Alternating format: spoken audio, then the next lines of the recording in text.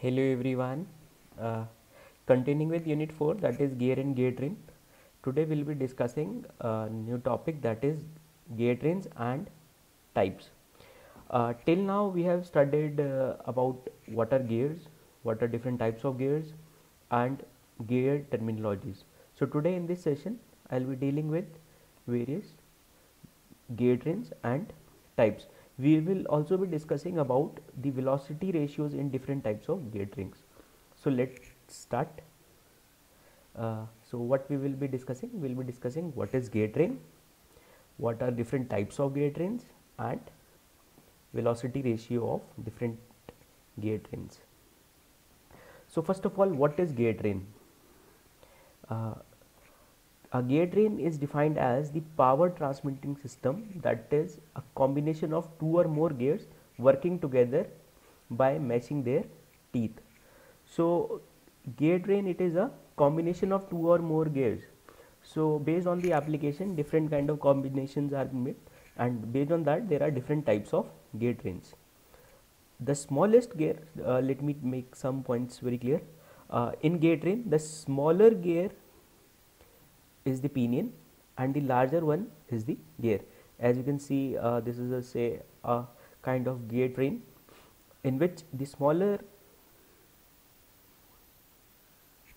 gear is known as pinion and the larger is known as gear. So wherever we say that it is a pinion, it means we are referring to a driver gear or a smaller gear.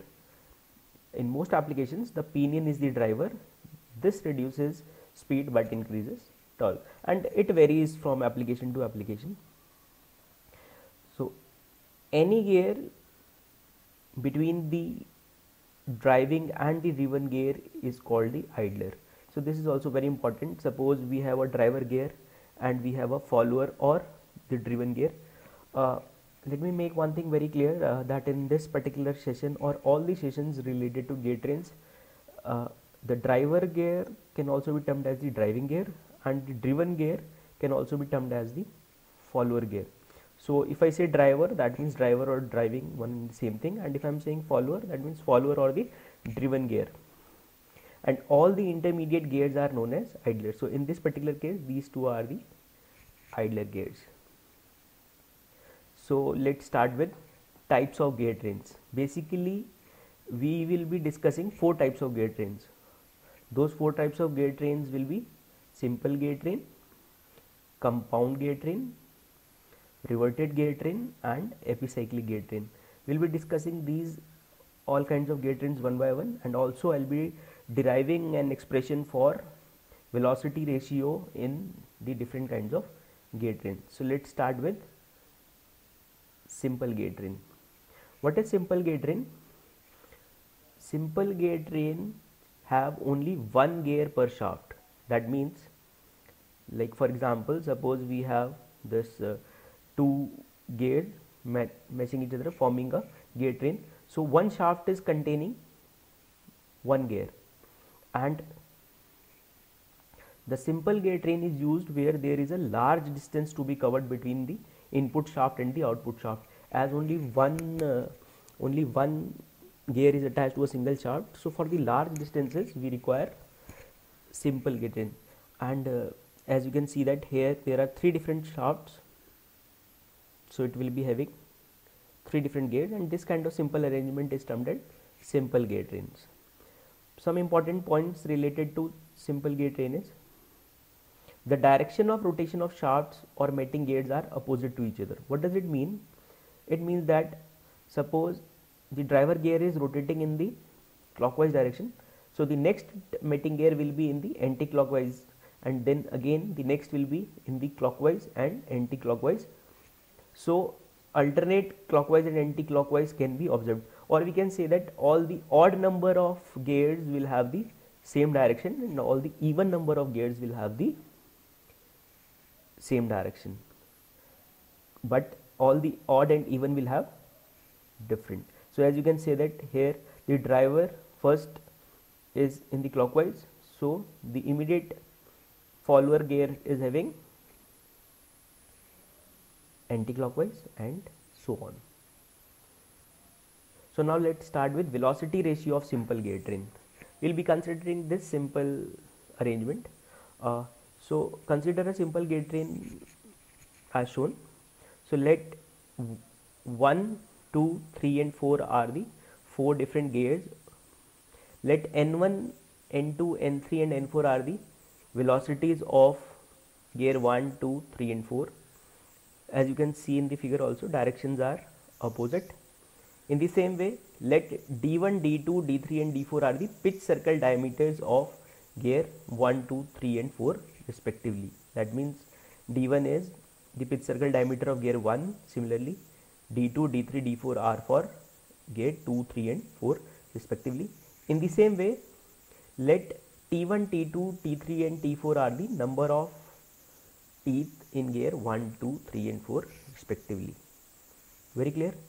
Now for velocity ratio of gear 1 and 2. So what is velocity ratio? Velocity of driven gear to the velocity of driving gear. So N2 upon N1 will be equals to T1 upon T2, which will be further equals to D1 upon D2. We know that this has already been derived, velocities are inversely proportional to the pitch circle diameter, and it is also inversely proportional to the number of teeth, as pitch circle diameter is module times the number of teeth.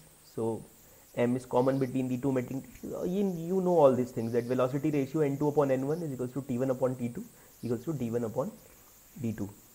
And if you need further clarification, you can go to the video on velocity ratios. You'll be finding it directly there, velocity ratio of gears in belt drives.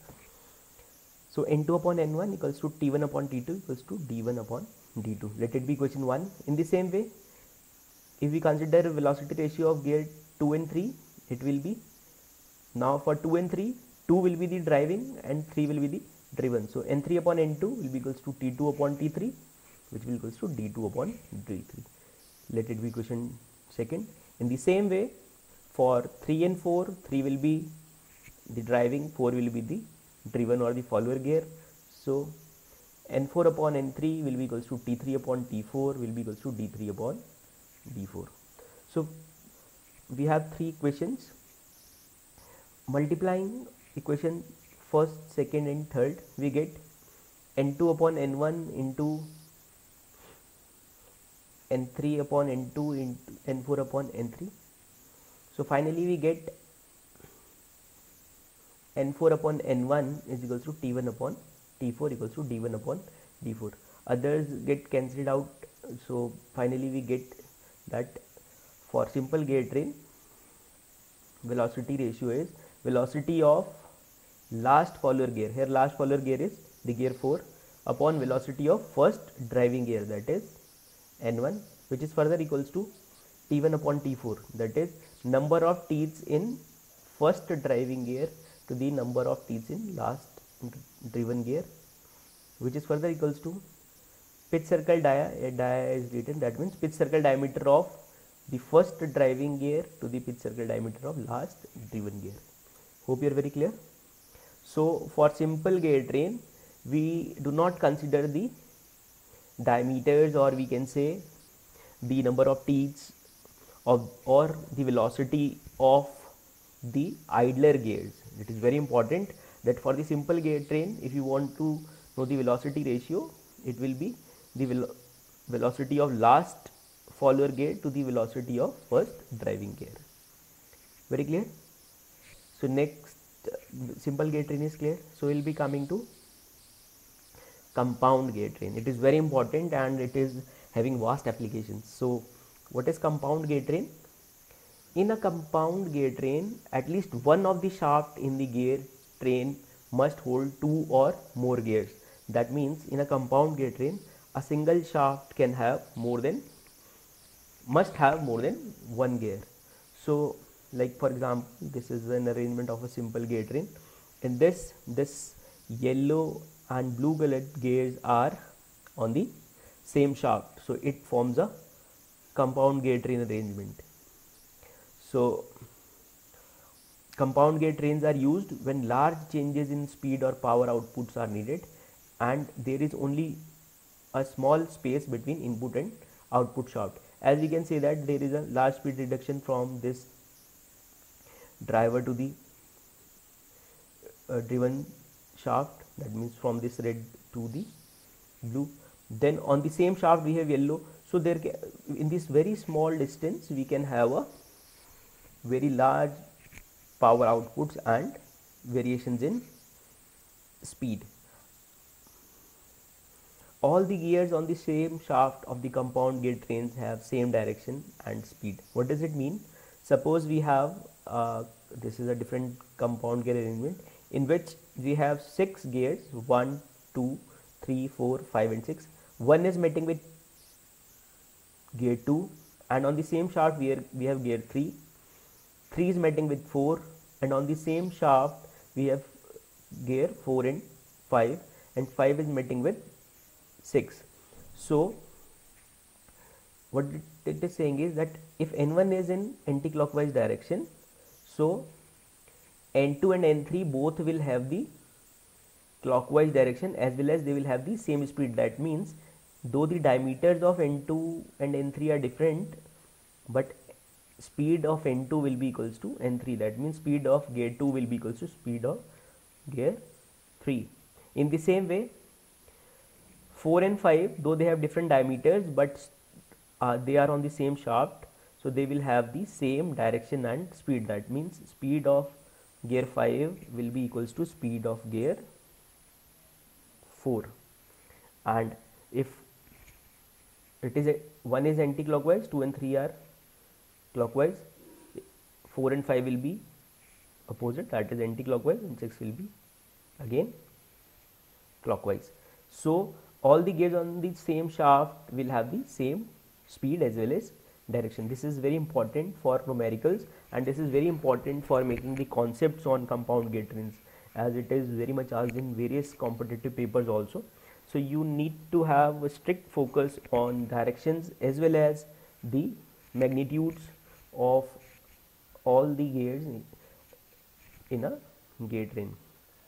So now we'll be taking a small case of velocity ratio in compound gear trains. So we'll start with velocity ratio in compound gear trains. Consider a compound gear train as shown, as we have been doing. We have let N1, N2, N3, N4, N5 and N6 are velocities of gear 1, 2, 3, 4, 5 and 6 respectively. In the same way, D1, D2, D3, D4, D5 and D6 are pitch circle diameters of 1, 2, 3, 4, 5 and 6 respectively, and T1, T2, T3, T4, T5, T6 are number of teeth in gear 1, 2, 3, 4, 5 and 6 respectively. So now for calculating velocity ratio, consider gear 1 and 2. Considering gear 1 and 2, N2 upon N1, it is already mentioned, N2 upon N1 is equals to T1 upon T2 equals to D1 upon D2. Here I am not taking the negative or positive sign, but you can very well judge that N1 upon N2 is by default equals to negative of T1 upon T2. Here signs we are not taking, but directions of say gear 1 and 2 are opposite to each other. You need to have the concept that just for derivation I am not taking the directions, but while you will be solving the numericals you must consider the directions as well. So let it be equation 1, and now this we have already taken, that N2 upon N1 equals to T1 upon T2, which is equals to D1 upon D2. Now 2 and 3 are on the same shaft, I have mentioned also. Now gear 2 and 3 are on the same shaft, therefore their velocities are same, that means N2 will be equals to N3. Now this gear 3, you can see this gear 3 is meeting with 4, so we will be taking the velocity ratio between 3 and 4. Now considering gear 3 and 4, 3 will be the driving, 4th will be the follower, so N4 upon N3 will be equals to T3 upon T4, which will be equals to D3 upon D4. Let it be equation 2nd. Now again 4 and 5, you see this figure, 4 and 5 are on the same shaft, so they will have the same speed, that is N4 will be equals to N5. Now gear 5 is meeting with gear 6, and 5 will be the driving and 6 will be the follower. So velocity ratios for, finally considering gear 5 and 6, velocity ratio will be n6 upon n5 will be equals to t5 upon t6 equals to d5 upon d6. Let it be equation 3. So we have three different equations. So multiplying equation first, second and third, we get n2 into n4 into n6 upon n1 into n3 into n5, that is n2 upon n1 into n4 upon n3 into n, which is further equals to d1 upon d2 into d3 upon d4 into d5 upon d6, and which is further equals to t1 upon t2 into t3 upon t4 into t5 upon t6. This n, d and t are the speed, pitch circle diameter and the number of teeth for the compound gears, and this subscript denotes the gear number. So multiplying first, second and third, we got this equation. Now you can see that 2 and 3 are on the same shaft, that means speed of 2 will be equals to speed of 3, we can cancel. In the same way 4 and 5 are on the same shaft, so they will have the same speed, so we can cancel this. So finally we get n6 upon n1 is equals to d1 upon d2 into d2 upon d3 upon d4 into d5 upon d6, and which is further equals to t1 upon t2 into t3 upon t4 into t5 upon t6. You can see here that the diameters are different. They may or may not be different, and they can be same also, that depends on numerical, but it is genuine that they are different. So we are not cancelling. Many of them, what they do is they cancel d2 with d3 also. In compound gear trains, two gears, they have the same speed and direction of rotation, but they have the different number of teeth and diameters. That is why the application come into existence. If they will have the same, diameter, then the speed reduction would be same. So that is not an application. So for compound gear train, this is the velocity ratio when we are considering 6 meeting gears. Clear? So in terms of words, what we can write as velocity ratio of compound gear train is n6 upon n1, that is velocity of last follower driven gear upon velocity of first driving or driver gear, is equals to the product of d1, d3, d5 upon d2, d4, d6, that is product of pitch circle diameter of all driven gears, of all driving gears, that is d1 into d3 into d5. So d1 is driving between 1 and 2, d3 is driving between 3 and 4, and d5 is driving between 5 and 6. So velocity ratio is product of pitch circle diameter of all driving gears to the pitch circle diameter, product of pitch circle diameter of all follower gears. So in this particular arrangement, follower gears are d2, d4 and d6, and which is further equals to product of number of teeth of all driving gears, that is t1 into t3 into t5 upon product of number of teeth of all follower gears, that is t2 into t4 into t6. Hope you are very clear. You have to make the concepts. You'll just watch the video, make the figures, try to solve yourself. You'll be understanding in the best possible way, and these are some of the topics that gives you the good concepts, as well as when it comes to competitive papers, you get the exact marks also. Maximum of the scoring topics covers one of the topic, that is this gear train also. So we are done with simple gear trains and compound gear trains. So next will be the reverted gear trains. It is also kind of compound gear train. So what is reverted gear train? If the axis of the output and the input gear of the compound gear train coincides, then such a gear train is called reverted gear train. That is, it is also a modification of compound gear train in which the axis of the input gear and the output gear, they coincide. That means they have the same line of action for the input and the output gears. Let me make it very clear. Suppose we have 4 gears, gear 1, 2, 3 and 4. So in this kind of arrangement, let this 1 is the input gear and 4 is your output gear, that is gear 1 is the input gear and gear 4 is the output gear, and the shaft of gear 1 is as shown. So what is reverted gear train? That is this, if they have the same axis of rotation of the input and the output shaft or the gear, then this kind of arrangement is known as reverted gear train. So hope you are very clear. So in this particular figure, this highlighted red dotted line represents the axis of rotation for the input and the output gear, and since they are coinciding, so it is termed as reverted gear train.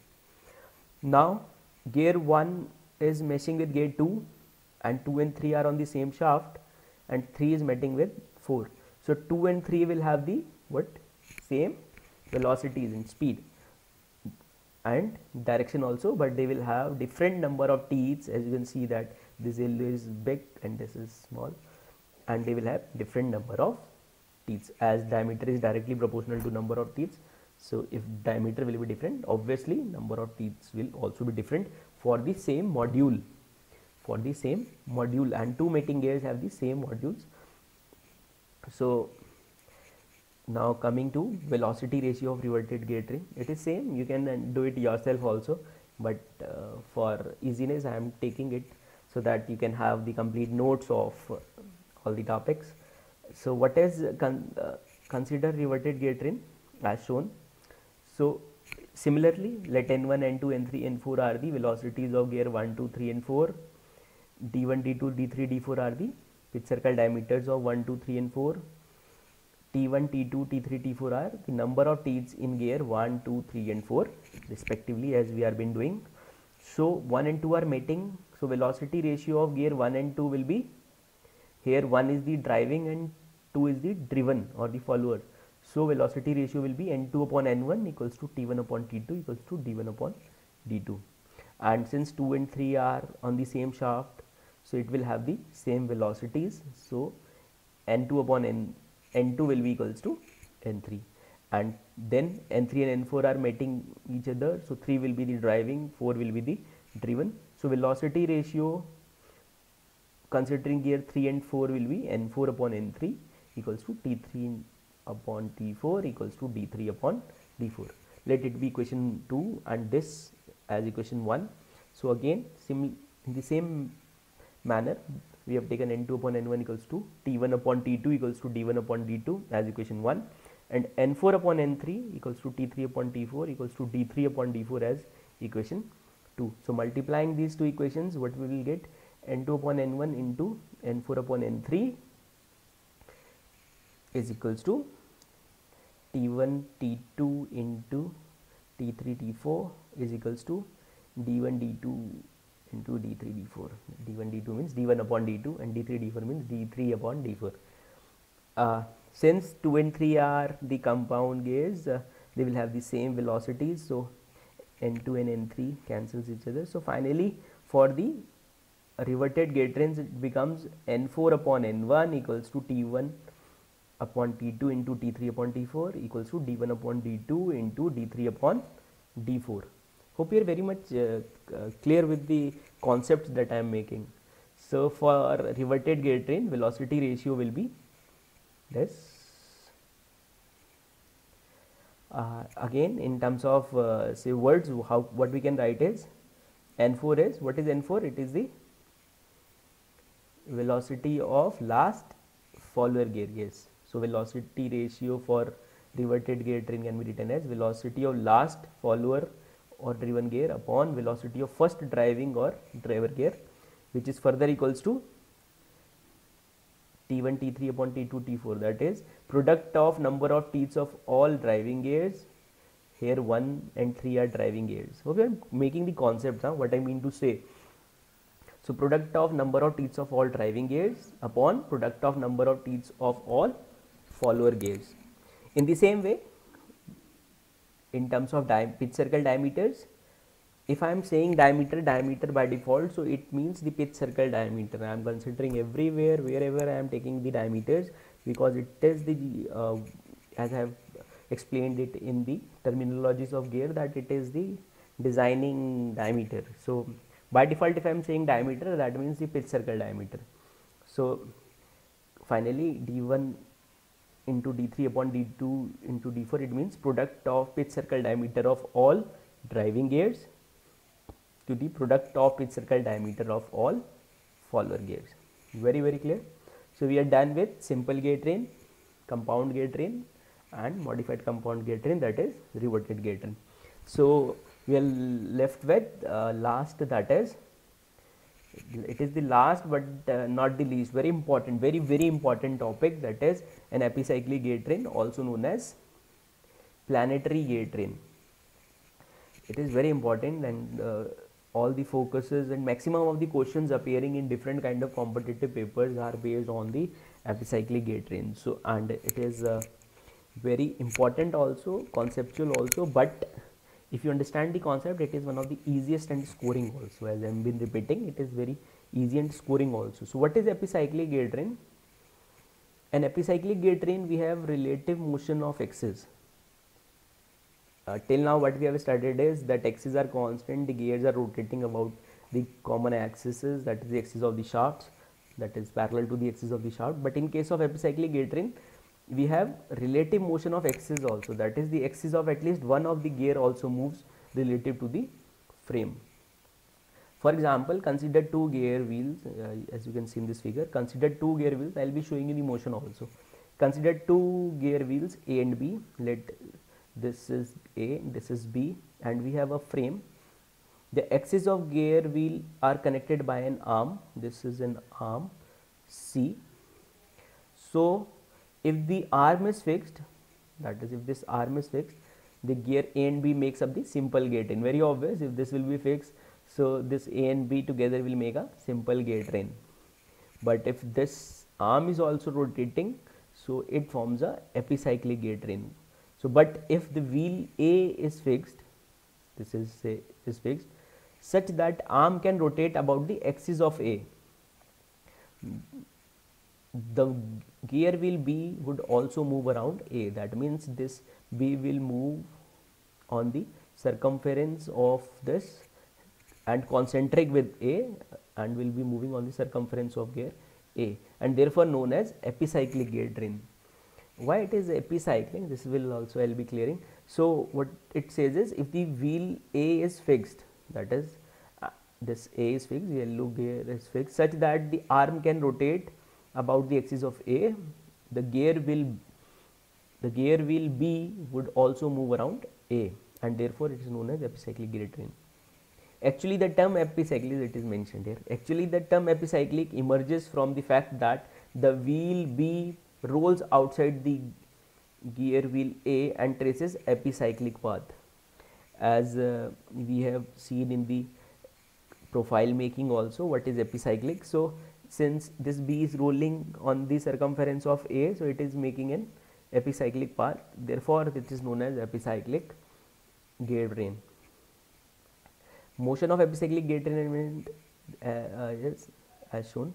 So this you can make what I mean to say, that here the axis is also rotating, as you can see that this axis is also rotating along with the gear. So now hope you are clear. So it is also possible, very important, it is not that this is just in one arrangement.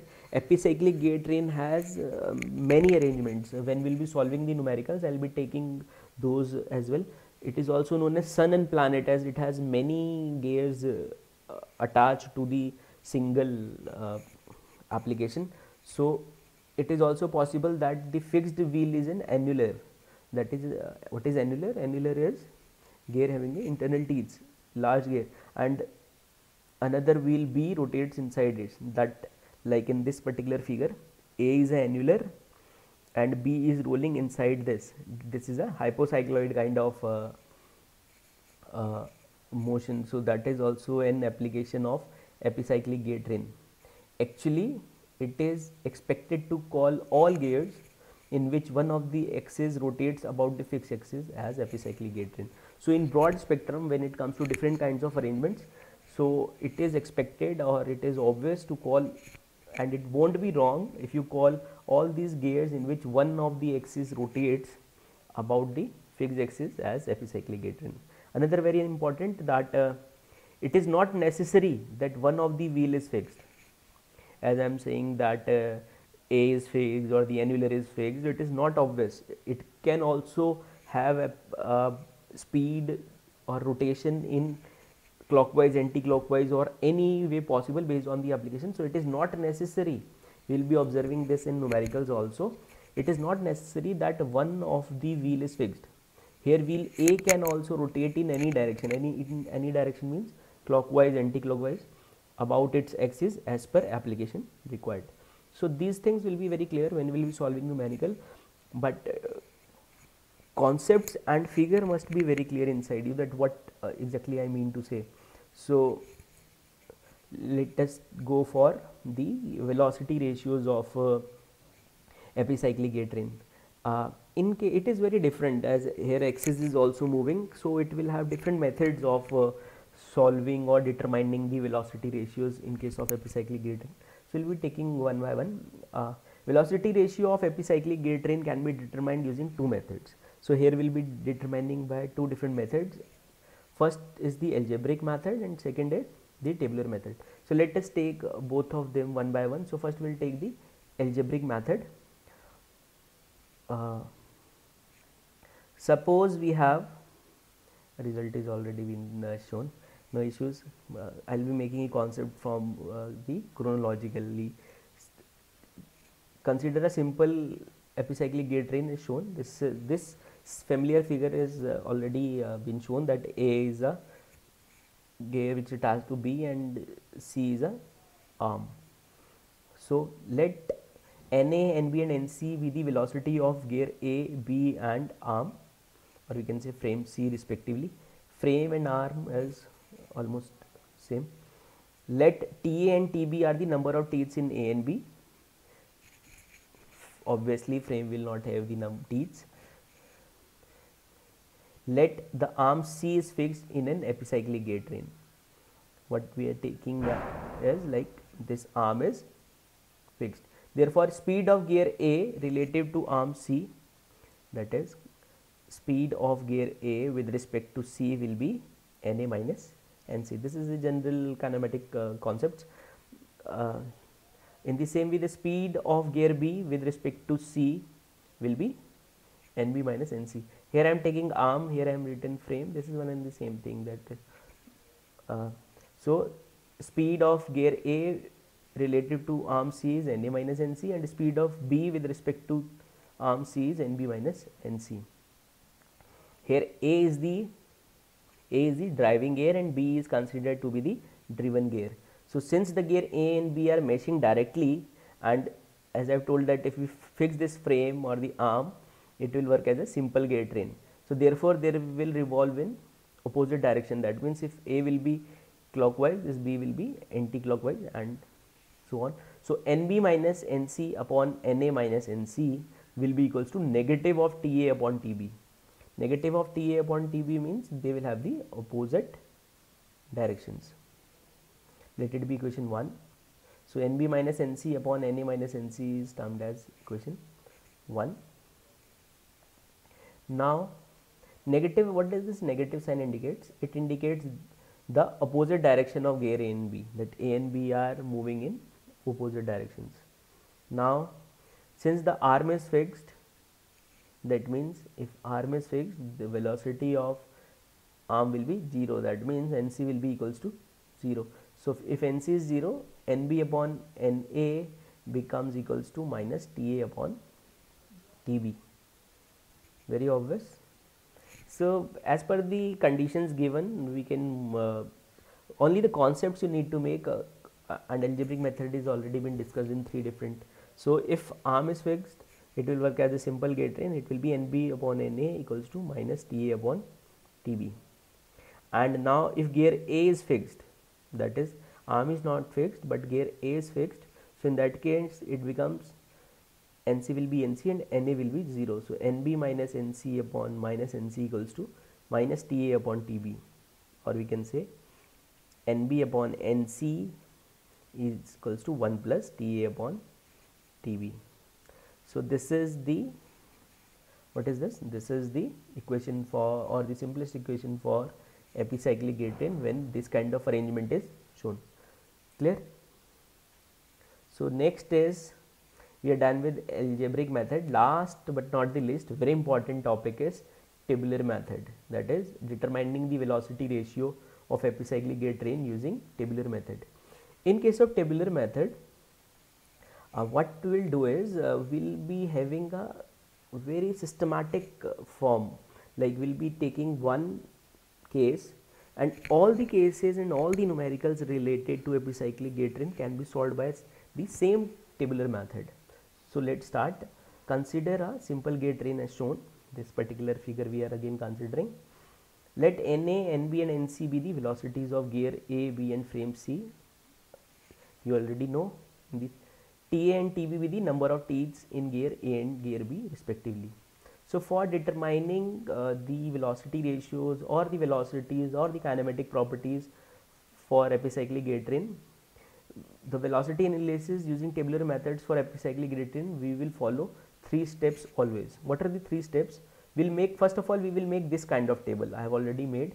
So what we'll do is we'll having 3 steps in column 1, then we'll have column 2 where we'll be writing the conditions. This I'll be taking step by step so that the concept is clear. So another will be the condition of motion. Then we'll start with arm C, that is we'll make the heading as rotations of element. So we have taken arm C and NC represent the velocity of arm C. Then gear A, NA is velocity of gear A and NB is velocity of gear B. So let's take the conditions one by one, that is 3 different steps. So one thing very important, that for solving any kind of numerical in the way I teach, we'll be taking or we'll be assuming that counterclockwise rotation as positive. That means all the rotations taken in the counterclockwise direction will be taken as a positive magnitude. So steps are, step 1, this particular you will be writing in all the numericals. I am repeating it again and again. This particular steps you will be writing in all the numericals related to epicyclic gate train. First step is keep arm C as fixed and rotate gear A plus 1 revolution counterclockwise. What does it mean? It means that gear train AB acts as a simple gate train. Why? Because arm is fixed, that is NC equals to 0 and rotate NA equals to 1 RPM. That means speed of A is taken as 1 RPM. That is, we know that NB upon NA is equals to minus TA upon TB. Yes, I think you are clear. What we'll do is we'll cram these steps. What is first step is keep arm fixed and rotate gear A. Will be moving in all the numericals, that means in complex numericals also we will be moving from inside to outside. That means this is the simplest example I am taking, but if it will be very complicated also, I'll start with the innermost gear. So innermost gear will have, what we are taking is that the gear A, that is taken as a driving gear, has plus 1 revolution counterclockwise. So NB upon NA equals to minus TA upon TB. A and B are meeting each other, so velocity ratio will be NB upon NA equals to minus TA upon TB. NA is taken as 1, so NB becomes equals to minus TA upon TB. Very clear, very clear. If you have any doubt, so what we'll do is the table that we have made, this in this particular table, what is our first condition? That arm C is fixed, arm C is fixed, gear A moves plus 1 revolutions counterclockwise. Arm C is fixed. What does it mean? That here rotation will be 0 and NA will be equals to plus 1, and what is will be NB? NB will be equals to minus TA upon TB. So our first condition is arm C is fixed, gear A moves. If you are clear with this, then you are clear with all the numericals related to epicyclic gate train. So our first step is arm C is fixed, gear A moves plus 1 revolution counterclockwise. Keeping arm C is fixed, speed 0, NA is plus 1, and if it is plus 1, NB will be equals to, as NB upon NA is minus TA upon TB, so NB will be equals to minus TA upon TB. Now step second, keep arm C as fixed and rotate gear A plus X revolutions counterclockwise. That is, gear train AB acts as a simple gear train with NA equals to X RPM and NC is 0. Since the frame or the arm is fixed, so this AB is acting as the simple gear train. Similarly, NB upon NA is equals to minus TA upon TB, and in this particular case NA is taken as equals to X, so it becomes NB upon X equals to minus TA upon TB. So taking it to the right hand side, NB becomes equals to minus X TA upon TB. What is this X? Will be taking it when we will be solving the numericals. This is the only thing that we need to calculate, or we need to find using the conditions given. So making it in the table, this was our first condition. So second condition is arm C is fixed, gear A moves plus, this is not 1, this is X revolutions counterclockwise, make it as X. So what I'll make assume, sorry, it is not 1, it is X. So arm C is fixed, gear A moves plus X revolutions. So if arm is fixed, NC is 0, this is plus X, and gear B will be having the speed equals to minus X TA upon TB. So if I will take directly to the table, it won't be clear, but since I am taking it step by, so NB is equals to minus X TA by TB. Hope it is very clear. And again I am saying, apology, this is not plus 1, it is plus X. Now the final step, that is step 3, is add plus Y revolutions to all elements. What does it mean? That since arm C is fixed, in the second condition is also clear, this is plus X revolutions counterclockwise, and in the third step add Y revolutions. That means we will be adding Y revolutions to arm C. Total it will be 0 plus Y. We will be adding Y revolutions to gear A, it will become X plus Y, and we will be adding Y revolutions to gear B, that is Y minus X TA upon TB. So finally what we get is NC, that is speed of arm C as Y RPM, speed of gear A, or the velocity of gear A, as X plus Y RPM, and the velocity of gear B as Y minus X TA upon TB. Hope you are very clear. This X and Y, you will be given two different conditions. So based on those conditions in the numerical, you will be determine the value of X and Y. Putting these values of X and Y, you will be getting all the velocities or all the rotations of different elements. Hope you are very clear with the gear trains, the types of gear trains, and the velocity ratio of different kinds of gear trains. Yes, so thank you so much, and for more videos you can subscribe to my YouTube channel, that is Gagan Bansal. Thank you so much.